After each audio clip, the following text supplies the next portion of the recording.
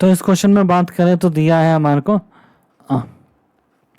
at 300 Kelvin an ideal solution of a macromolecule exert osmotic pressure that is expressed in terms of height of a solution density and h is equals to, तो जो pressure है वो height की term में दिया, जो barometric pressure हम बोलते हैं उसकी हाइट है 2 सेंटीमीटर, ठीक है, और डेंसिटी है 1 ग्राम पर सेंटीमीटर क्यूब, ठीक है।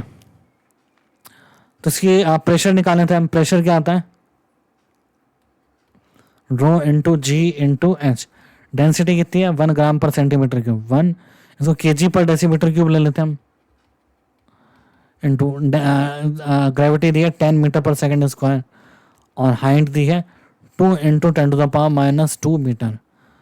तो अगर हम देखें केजी पर मीटर स्क्वायर पर केजी पर मीटर पर सेंटीमीटर स्क्वायर, तो केजी पर डेसीमीटर क्यूब को छोड़े हम, इसको देखें केजी पर मीटर स्क्वायर पर मीटर, तो ये यूनिट किसकी आ रही है, ये यूनिट आ रही है हमारे पास जूल की। तो डेंसिटी कितनी हो जाएगी 0.2 जूल पर डेसीमीटर क्यूब में। क्वेश्चन आसान था, सारी वैल्यूज गिवन है, लेकिन थोड़ा यूनिट का ध्यान रखना था हमारे को। तो जूल पर डेंसीमीटर क्यूब आएंगे, डेसीमीटर क्यूब, ठीक है, डेंसिटी।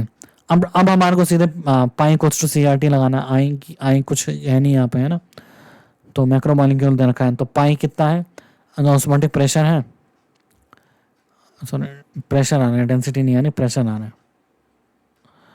तो प्रेशर कितना आ रहा है 0.2 जूल पर decimetre cube equals to C concentration R कितना दिया है 8.3 जूल पर मोल पर केल्विन, और टेम्परेचर कितना है 300 केल्विन। तो केल्विन से केल्विन गया, जूल से जूल गया, तो सी की वैल्यू कितनी आ रही है 0.2 अपॉन 8.3 इंटू 300 मोल पर डेसीमीटर क्यूब। तो ये सी आ रहा है। अब सी किस में, मोल पर डेसीमीटर क्यूब में, और यहाँ सी किस में बोला हमारे को 2 ग्राम पर डेसीमीटर क्यूब। तो 2 ग्राम पर डेसीमीटर क्यूब, तो 2 ग्राम पर डेसीमीटर क्यूब है ना। तो इसमें हम क्या करेंगे, हम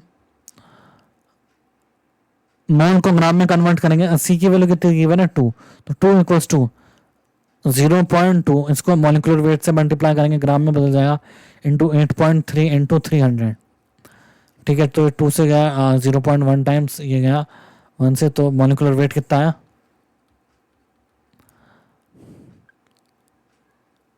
ये आया हमारा 0.2 से 0.1 टाइम्स गया, और 0.1 से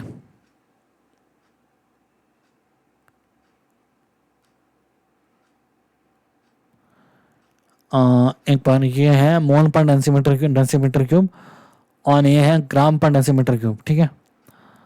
तो ये 10 टाइम्स गया, तो सी आया हमारे पास, अच्छा इंटू 10⁻⁴ है ना, 8.3 इंटू 3 इंटू 10⁻⁴, तो ये वैल्यू आती है हमारे पास 0.3 इंटू 10⁻⁴, 2.49 इंटू 10⁻⁴ ग्राम पर मोल, ये आ रहा है हमारा मॉलिक्यूलर मास, ठीक है। सी की वैल्यू गिवन है हमारे को, सी की वैल्यू दी है 2 ग्राम पर डेसीमीटर क्यूब।